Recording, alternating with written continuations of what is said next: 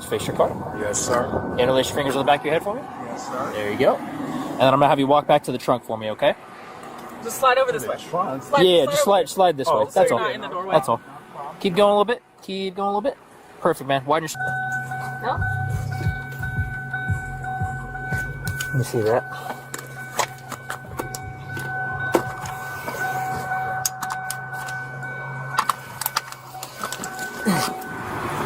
Turn around. Okay. Z4. Get away from pursuit. Grab him. Stop it. Wednesday night, late night, 23:01, cold drizzle. The body cam catches a wet ribbon of Brentwood Boulevard and a pair of headlights flaring in the lens. Trevor Caldwell's voice is close and hard. Step out now. Logan Thompson stays seated with both hands spread on the steering wheel. A thin strip of medical tape circles his index finger, already damp at the edge. A heavy key ring hangs from the ignition and clicks softly as the wind nudges the open door. Caldwell leans into the doorway, rain beating on his jacket sleeve as it blocks half the camera. You keep talking, it becomes obstruction. The accusation lands before any explanation. Logan's voice stays even. What is the reason for the stop? Caldwell answers without blinking. Tail light. Caldwell's radio emits a short confirmation tone and then a crackle of static. Dispatch is going to want a timeline, Caldwell says like it is a warning. His eyes stay fixed on Logan's face, not the car. Logan keeps his hands visible. Am I free to leave? Caldwell's reply is immediate. No, not while I verify you. Verify what Logan asks. Caldwell's jaw tightens. Identity. Step out. A second cruiser turns in behind headlights, washing the body cam into white glare, and then back again as auto exposure hunts for a stable image. Caldwell's shadow fills the frame. Out. Final warning. Logan moves slowly deliberate. Seatbelt unhooks. One leg slides to the pavement. Palms remain open. Caldwell's voice rises performative too early. Stop resisting. The camera is still fighting glare. A thin, low battery chirp sounds from a device near the body cam. It is small, easy to miss, but it threads into the scene like a timer starting.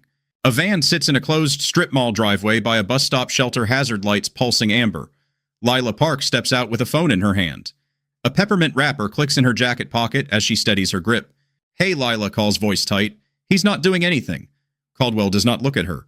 Ma'am, stay back. It's a public sidewalk, Lila says, keeping the phone up. Logan does not turn toward her. He keeps his eyes forward, breathing controlled.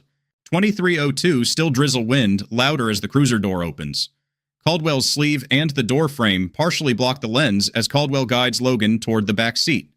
The body cam audio compresses under a radio squawk and a distant siren. Logan's voice cuts through anyway. Please don't twist my wrist. Caldwell answers like the sentence is an inconvenience. You should have complied. Lila steps a half pace to keep her angle, careful not to cross into the roadway. What did he do? She asks. Caldwell snaps back up. Logan's question stays simple. If it's a tail light, why am I being detained? Caldwell's mouth tightens. Because you keep talking. 23:06 drizzle thinning into mist. Logan stands near the rear of his sedan, hands cuffed behind him, shoulders set against the cold and the angle of restraint. Caldwell stands too close, turning his body to shield his belt from sight. Caldwell keys his radio. Dispatch, start another unit. Subject is uncooperative. Logan's head turns slightly. What is being verified? Caldwell does not answer directly. You don't get to run this. Logan keeps his voice calm. What is the suspicion? Caldwell's eyes narrow. Obstruction. Logan answers without heat. What act is being called obstruction? Caldwell leans closer as if proximity is proof. Not doing what you're told. Logan nods once, then say the command and the reason. Lila's voice rises from the sidewalk edge. Say your badge number clearly. Caldwell glances at her phone, then away. It's on my uniform. Please say it, Lila insists. Logan adds badge number, please. Caldwell exhales annoyed. 317. Logan repeats it audible for the body cam and the phones. 317. 23:09, mist-wet tires hissing as a second officer arrives and parks at an angle that blocks Logan's sedan. The sedan is now boxed in by two cruisers and a curb. There is nowhere to drive even if the cuffs vanished. The second officer steps out cautiously, eyes scanning the cluster of phones. Caldwell speaks fast, trying to plant the story. Tail light stop. He refused. He reached. Logan's reply is one sentence. Hands stayed open. The second officer's gaze flicks to the cuffs, then to Caldwell's belt, then away. Lila holds her phone, steady knuckles, pale. He asked why, she says. That's it. Caldwell's tone turned smug. People with nothing to hide don't argue. A car slows at the intersection. A passenger raises a phone. The roadway becomes a stage without anyone agreeing to it. 2312 missed, almost gone. The Bodycam audio drops out for 2 seconds and returns with a faint hiss, like the mic buffer catching up. Caldwell points at the cruiser's back seat. Sit. Detained until I'm satisfied. Logan's voice stays even. Am I free to leave, yes or no? Caldwell answers with certainty. No. Logan nods once. Then state the reason on the record. Caldwell's jaw flexes. You're obstructing. Logan keeps his tone level. State the specific reason. Caldwell steps closer. Last chance before this gets worse. That threat becomes a second constraint, immediate and credible. The boxed-in car removes the easy exit. The threat removes the safe exit. 2316 colder air as wind picks up. Caldwell opens the cruiser door and reaches toward Logan's cuffed wrists behind him to guide him into the seat. The lens is partly blocked by Caldwell's sleeve and the door frame. The camera is too close, too crowded. The low battery chirp sounds again, one thin beep. The video stutters. The image freezes for a fraction and jumps. 8 seconds vanish. The next sound that survives is metal on polymer, small and sharp. Then Caldwell's voice loses control. Gun, the word cracks. My gun. The camera swings. Exposure blows out under the cruiser's interior light. The lens catches fragments, a partition edge shoes, scraping wet pavement, a green sleeve twisting, as Logan tries to keep balance on slick pavement with his hands still behind him. Lila's voice spikes from the sidewalk, raw and shaking. Oh my God, what are you doing? Her phone stays up continuous. 2317 wind-steady headlights glaring off wet pavement. The second officer draws down stance rigid. Commands overlap. Hands don't move, step back. Logan is still cuffed. That fact is visible in his posture and in the tight angle of his elbows. He takes one careful step away from the cruiser and stops balancing on slick pavement. Caldwell's panic snaps into accusation. He grabbed it. The words come out clipped, frightened. He got my weapon off me. Lila's phone captures Logan's cuffs and Caldwell's belt line in the same shaky frame. Lila's voice shakes harder, angry now. His hands are behind him. Say that again. Caldwell's eyes flick to the phone and away. Back up, he snaps, but the command sounds thinner. 2319, the second officer keys his radio. Start a sergeant now. Dispatch answers with a pause. Stand by. Caldwell keeps talking as if volume can seal the narrative. He reached when I was seating him. He moved. It went loose. Caldwell swallows and tries again. I had to secure the scene. Logan's voice stays even. I was cuffed. Preserve everything. He does not raise it. He does not plead. Lila says it louder so it lands in multiple recordings. He was cuffed. 2323 missed emergency lights reflecting off the bus stop glass like broken neon. A bystander across the intersection films from behind the shelter, the camera angle wide enough to show the boxed-in sedan and the crowd forming at a distance. Caldwell points at Logan with a stiff finger. You're staying right there. Logan does not move. Standing still, Logan says, voice level. The second officer keeps his weapon trained, but looks uncomfortable. His eyes keep darting to Caldwell's belt, then to the ground, then to the bus stop bench. 2327 early morning, colder and clearer air. Sergeant Spencer Blackwell arrives posture heavy with authority that does not need shouting. Blackwell looks at the phones first, then the boxed-in sedan, then Caldwell's face. What happened, Blackwell asks. Caldwell starts fast. Tail light stop. Obstruction. He tried to disarm me. Caldwell gestures toward the cruiser like it is proof. Blackwell raises a hand. Caldwell stops mid-sentence. Start at the beginning, Blackwell says. What did the tail light do? Caldwell answers quickly. It was out. Blackwell turns his head. Check it. On camera. An officer walks to the rear of Logan's sedan with a flashlight and taps the brake pedal through the open driver door with his elbow. The rear lights glow red. The tail light works. Caldwell's face tightens. Blackwell looks back at Caldwell. Then why cuffs? He refused, Caldwell says. He wouldn't stop talking. Blackwell turns to Logan. License. Logan answers without attitude. Wallet. Front right pocket. Blackwell nods to an officer. Retrieve it. Gloves. The officer does it carefully, slow enough for phones to capture. The license is held in the flashlight beam. The card shows a DOB and expiry date April 14th, 1992 and September 12th. 2030 visible details that later anchor identity without tying to any incident date. Blackwell reads the name out loud. Logan Thompson. Logan answers, correct. Blackwell radios dispatch. Run him. Dispatch answers after a brief delay. Valid. No wants. Caldwell exhales, trying to turn the result into minimization. Then we can... Blackwell cuts him off. Where's your firearm? Caldwell's voice tightens. It came out when he moved. It ended up Caldwell stops swallows. It's missing. Blackwell's gaze goes flat. When did you notify dispatch? I did, Caldwell says quickly. Time, Blackwell says. Caldwell hesitates. Just now. Blackwell keys his radio. Dispatch confirmed first firearm-related transmission time for this unit. Stand by, dispatch says. The silence that follows is heavy. Street sound becomes loud, the buzz of the traffic signal. Distant tire hiss the creak of an open cruiser door in wind. Lila's peppermint wrapper clicks once involuntary. She still keeps the phone up. Dispatch returns. First firearm-related transmission logged at 23:21. Blackwell turns slowly to Caldwell. You waited. Caldwell stiffens. I was handling the scene. Blackwell's voice stays low. A missing firearm is not handled by waiting. Blackwell looks at Logan. Cuffs off. An officer hesitates, glancing at Caldwell. Blackwell repeats colder. Cuffs. Off. The cuffs come off with a metallic click. Logan rubs his wrists, once checking circulation. He does not celebrate. He stands still.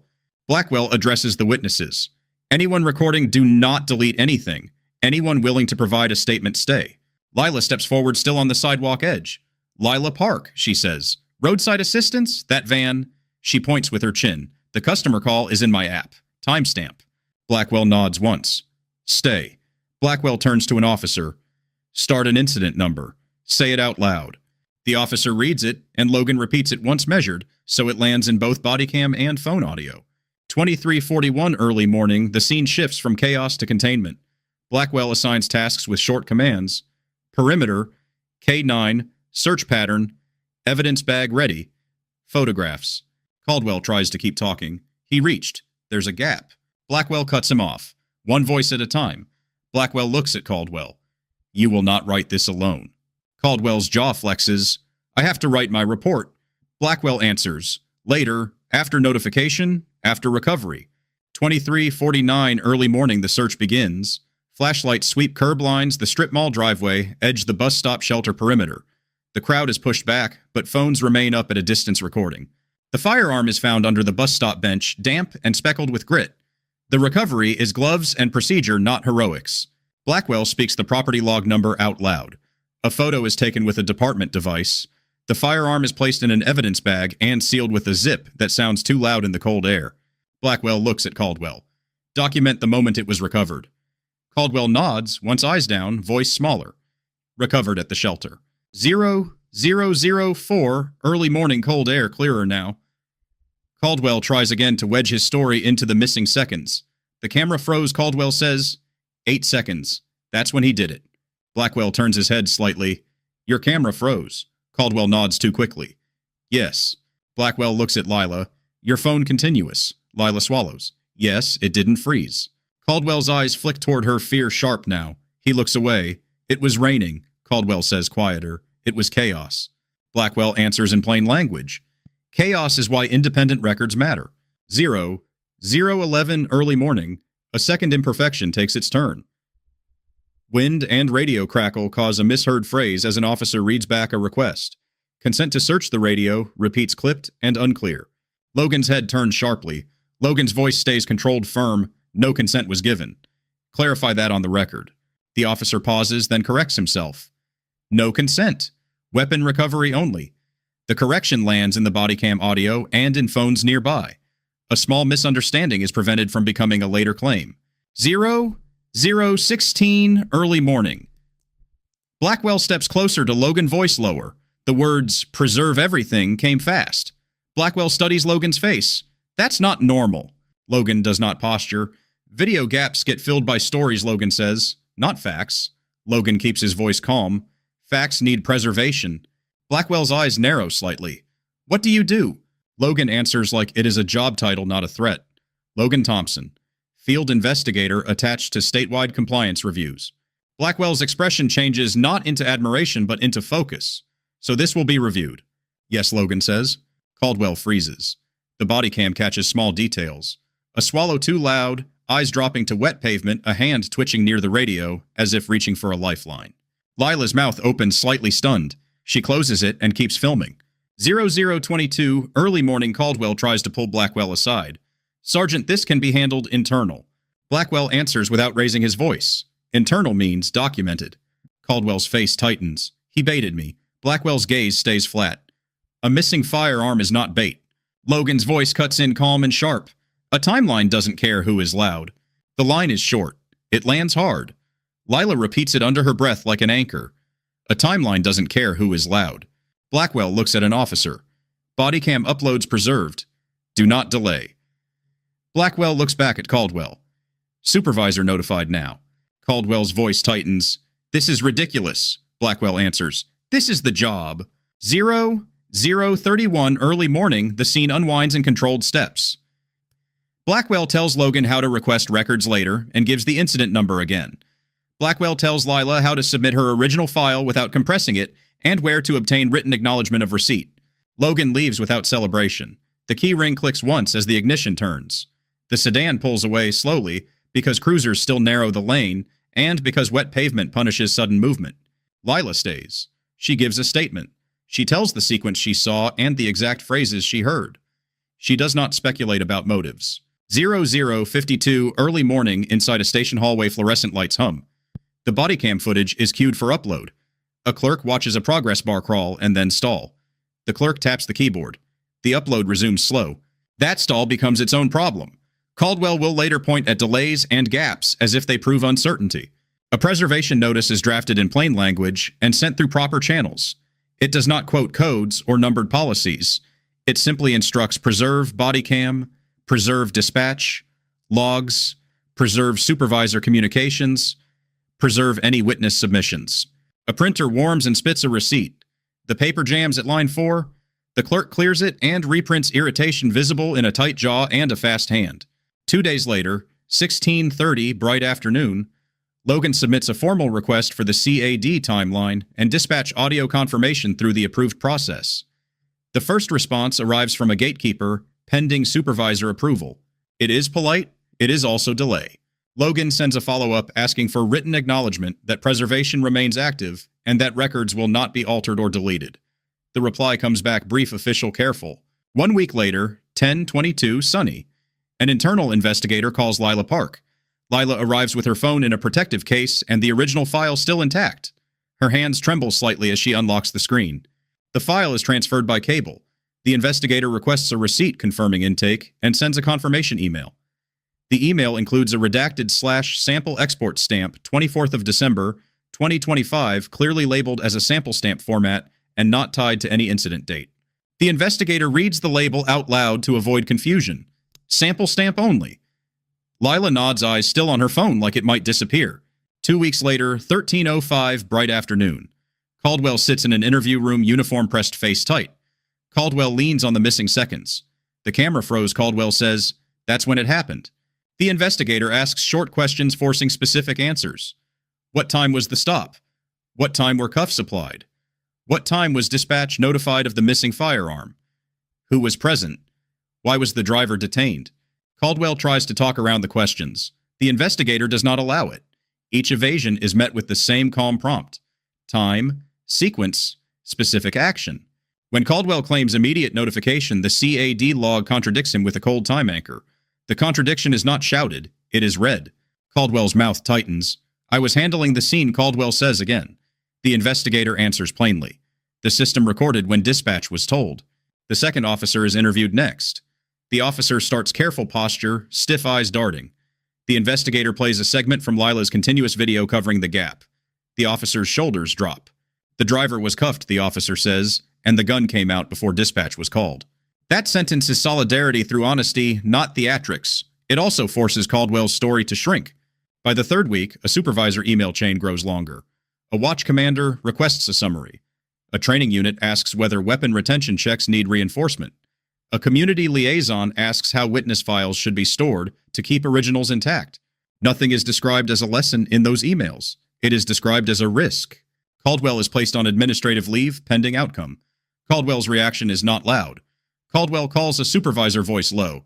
Is there a way to keep this quiet? The answer is short, no. In the 7th week, 11:40 warm afternoon. A review meeting occurs with a timeline board on a screen. It is simple times calls and the sequence of verified events. The taillight check is displayed with the still showing the brake light glowing on wet pavement. The dispatch confirmation is shown with the time that the firearm transmission first hit the queue. The 8 seconds are marked as a Bodycam interruption, and next to it is a note civilian continuous video covers the same interval. The room is quiet enough to hear a chair creak as someone shifts. A supervisor asks Caldwell one plain question. Why did stop resisting get said before the camera could show resistance? Caldwell tries to answer with procedure. Non-compliance, Caldwell says. The supervisor does not accept the label, specific action. Caldwell's jaw flexes. He kept asking questions. The supervisor's voice stays steady. Questions are not a weapon. Caldwell's shoulders tense. Caldwell's voice drops smaller. It felt like he was trying to embarrass me. Silence follows. The admission does not absolve anything. It simply reveals motive where Caldwell tried to hide motive behind authority. In the 10th week, 1510 warm afternoon, a dismissal letter is prepared and routed. It is delivered in a quiet office. Caldwell reads it with hands flat on the desk. One finger trembles once and then stills. Caldwell's eyes do not meet anyone's. Caldwell nods like the body is trying to hold itself together. The aftermath does not end with one letter. A memo goes out in plain language about checking equipment retention, ensuring Bodycam batteries are charged before shift, and notifying dispatch immediately for any equipment loss. It does not cite numbers, it simply sets expectations. A community protocol is updated for witness submissions. Keep original files, avoid compression request. A receipt confirming intake, and document who received the file. The protocol exists because Lila's actions mattered, and because the missing seconds could have become a story-shaped trap without her continuous recording. Months later, 1420 clear afternoon. Lila sits in a small training room during a community liaison session invited because the system wants civilians to know how to protect themselves without escalating. A facilitator asks why Lila stayed. Lila looks down at her hands, then up. Because his car was boxed in, Lila says. Because he was cuffed. Because if witnesses leave, the record becomes whatever gets written. Lila's voice shakes once then steadies. A timeline doesn't care who is loud. The quote lands again, now spoken by the person who stood on a sidewalk and held a phone steady when authority tried to fill the air with labels. Logan stands near the back of the room, not at the front, face-calm posture, ordinary. Logan nods once when Lila finishes a small acknowledgement that feels more human than applause. The story ends the way it was won, not by shouting, but by multiple people doing small correct things until the record could not be bent. The end. Afterward. Closing thoughts. Keep hands visible and movement slow when a stop escalates. Ask one short question. What is the specific reason for the detention? If the answer is vague, ask for clarification instead of arguing. Request a supervisor when the situation stops making sense, and repeat the incident number out loud if one is provided. If recording is possible, keep the original file and request written acknowledgement that it was received. If a camera glitches or audio drops, look for independent verification like dispatch logs or a continuous witness recording. Some elements are selectively fictionalized for education.